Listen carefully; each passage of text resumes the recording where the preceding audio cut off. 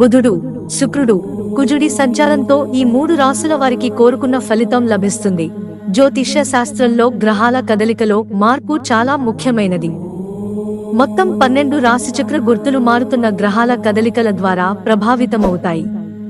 కొన్ని రాశుల వారికి శుభ ఫలితాలు, కొన్ని రాశుల వారికి అశుభ ఫలితాలు లభిస్తాయి.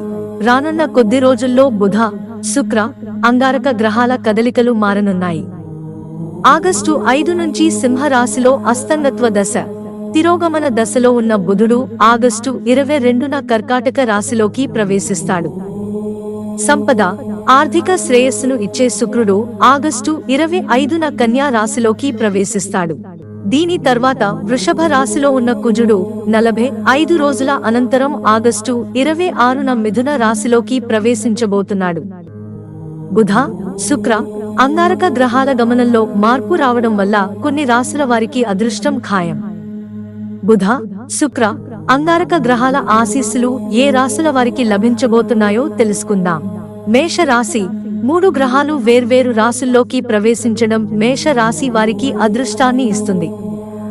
భూమి, ఆస్తి పనుల వల్ల ఆర్థిక లాభం ఉంటుంది. కొత్త ప్రణాళికలు రూపొందిస్తారు. ఈ వారం మీకు మంచిది. అధికారులతో సంబంధాలు మెరుగుపడతాయి. వ్యాపార పరంగా లాభాలు గడిస్తారు. మీరు పాత స్నేహితుడిని కలుసుకుని జ్ఞాపకాలు పంచుకుంటారు. మిథున రాశి.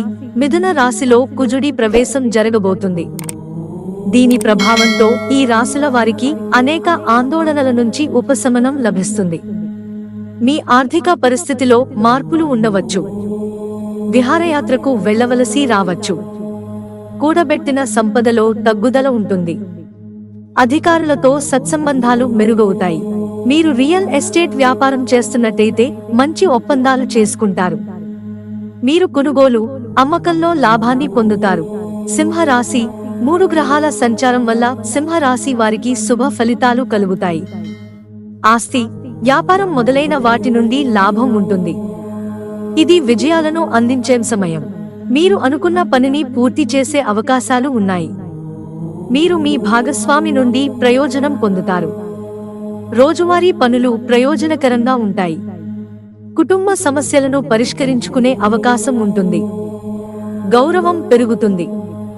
అనేక మార్గాల నుంచి ఆర్థిక లాభాలు పొందుతారు. అలాగే మీరు కొన్ని శుభవార్తలను అందుకుంటారు. మిత్రులారా, ఛానల్ సబ్స్క్రైబ్ చేసుకోవడం మర్చిపోకండి. ధన్యవాదాలు.